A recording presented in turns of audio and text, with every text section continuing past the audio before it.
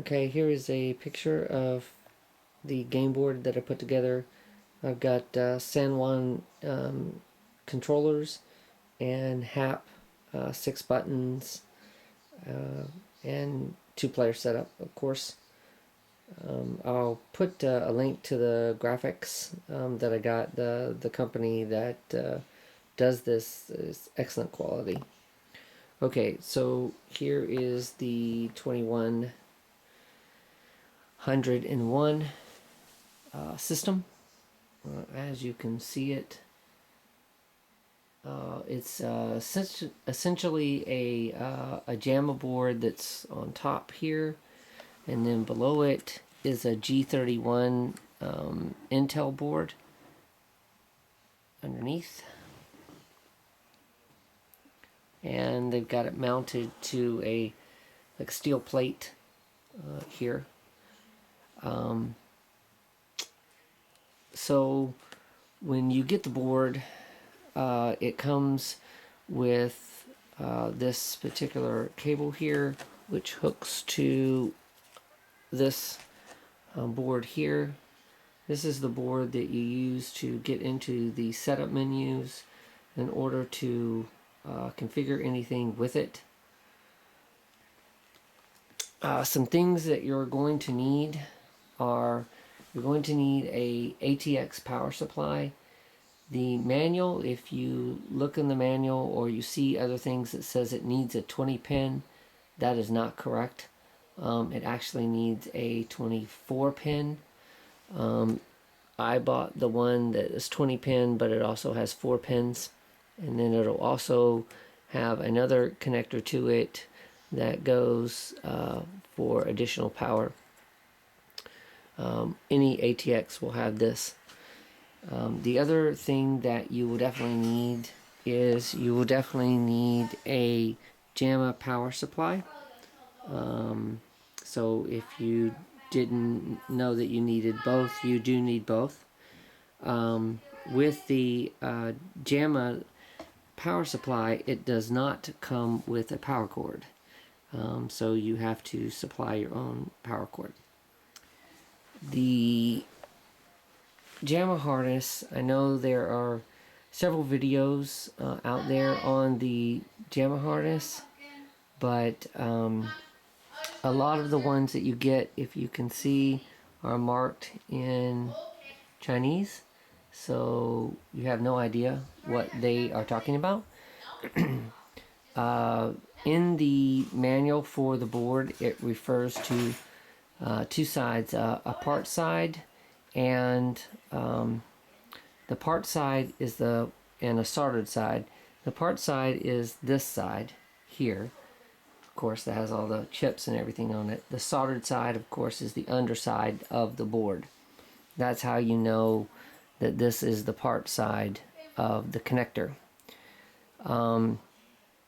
The power portion here, that actually is the thick wires here, which run down to the Jamma power supply. Those are on the left hand side. There's a little pin out here, then there's a space, that's why this is empty, and then the rest of them go on this side. There's several videos out there if you're worried about putting it on backwards, but I just labeled it part side so I didn't screw it up. The bundle, when you get a Jamma cord, comes all together. It's separated somewhat, but I just cut the clip so that I could actually look at all the wires. Some of the things that for this particular board that you have to be aware of is it does come with this little harness here.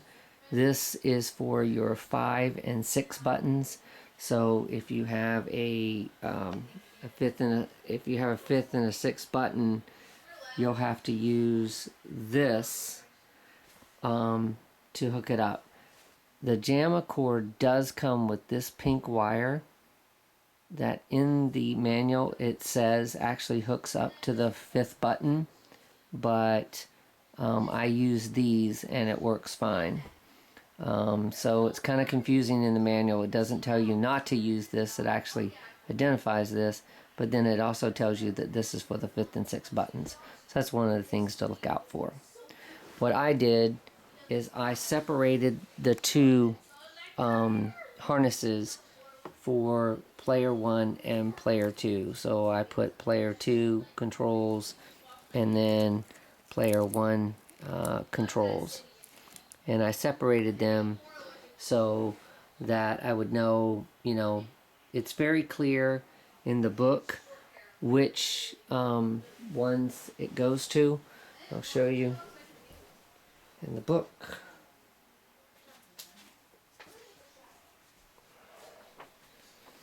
It gives you a very good readout of what each pin goes to.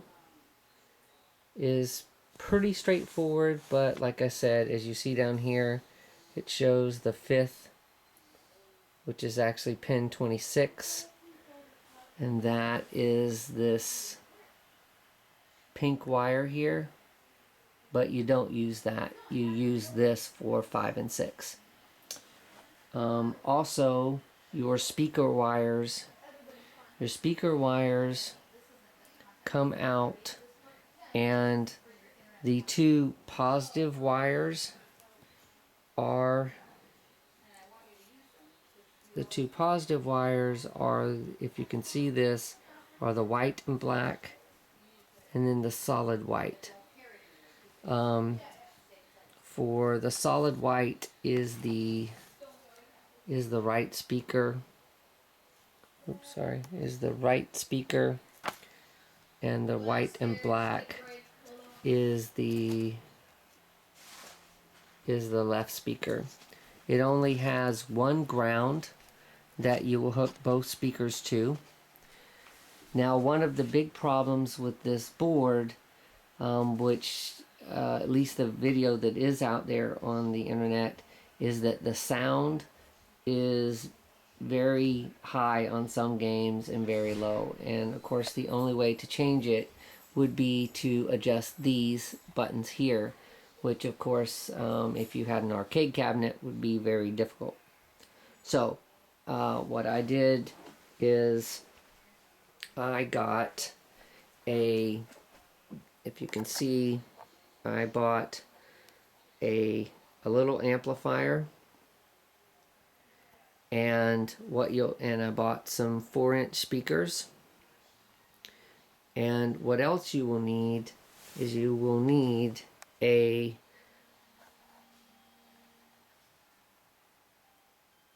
little it's called the PAC 135 line out converter. And what you will do is you will hook your wires that come from the Jamma to this, and then they will go to your amp, which will then feed your speakers. And then that way it gives you a way to control the sound that's coming out of the board. So on games that it's really loud, you can cut it down.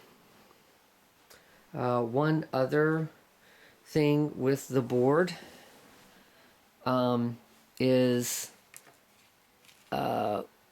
there's the green wires here, which took me a little bit to figure out. The green wires are, one of them is clearly labeled in the manual, is clearly labeled as coin 1, which is number 16 on the part side, which is this one right here, 16 counting from the end here.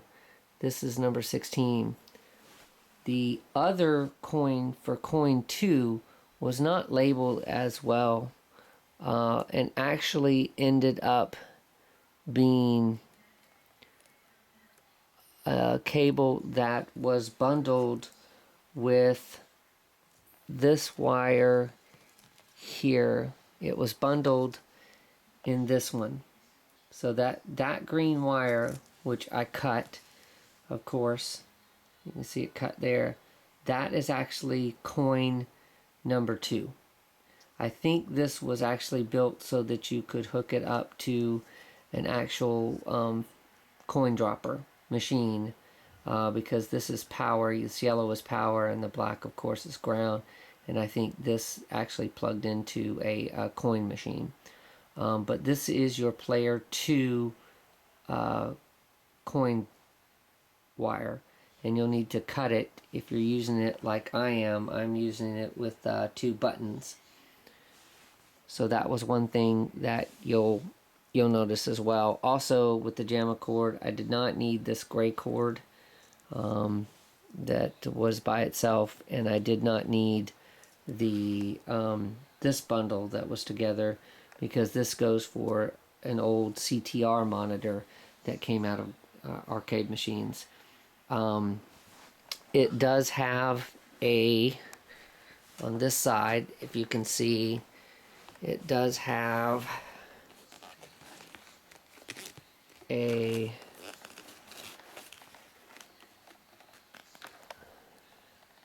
VGA out right there, that you just plug a VGA, and you can plug it right into a regular television that has VGA. There are 2 dip switch that you'll maybe mess with. Certainly you'll mess with this one up here, the one that's by the fan. You'll mess with dip switch number 4. When you first turn on the game, turn on the system for the first time, all the games will not be presented. You will have to use switch number 4 as well as the control pad to go into setup and enable all of the games so that they show up on the title listing. So that is some things that I learned about hooking up the system. I think if you segregate your wires first, if you segregate all of them first and then label them, the Jamma harness isn't so bad. But those tricks, like I said, finding your, figuring out which one was your speaker wires here, and then figuring out the sound wires, how to hook that up, as well as the green coin wires. Those were the hardest ones. And then of course not to use the pink wire here, but to use these for buttons 5 and 6. I think that'll get you a good way. So I hope this video has been good. If you have any questions, leave me comments. Thanks.